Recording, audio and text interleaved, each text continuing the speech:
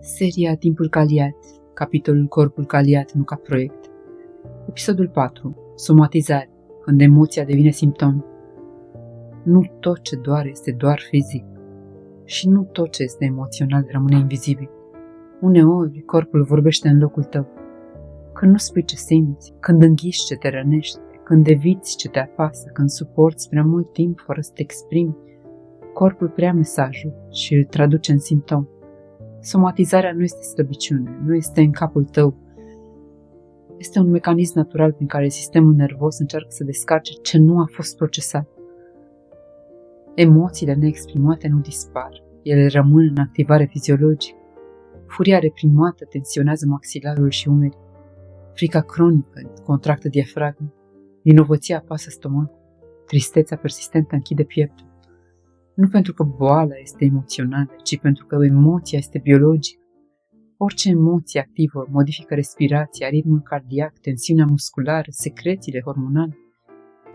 Dacă această stare devine repetitivă, corpul intră în protecție.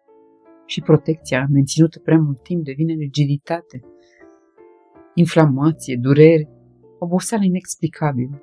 Somatizarea apare atunci când corpul încearcă să spună: nu mai pot duce asta singur.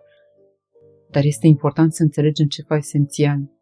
Somatizarea nu înseamnă că ești vinovat pentru ce simți în corp. Nu este o moralizare a bolii. Este o invitație la ascultare. Există situații medicale reale, obiective, care necesită intervenție specifică. Și există momente în care simptomul persistă, deși analizele sunt normale. Acolo, uneori, începe conversația mai profundă. Ce nu este spus? Ce este tolerat prea mult? Unde te-ai micșorat? Unde te-ai forțat? Unde ai rămas într-o situație care îți consumă energia? Corpul reacționează la incongruență. Când ceea ce simți nu se aliniază cu ceea ce trăiești, apare tensiune, iar tensiunea repetată devine simptom. Somatizarea este limbaj, un limbaj care cere traducere, nu pedeapsă. Maturitatea emoțională nu înseamnă să ignori simptomul, înseamnă să-l investighezi cu blândețe. Nu doar cum îl opresc, ci ce încearcă să-mi spună. Un corp ascultat rareori trebuie să strige. Un corp ignorat amplifică mesajul. Stresul cronic scade imunitatea. Suprasolicitarea nervoasă perturbă digestia.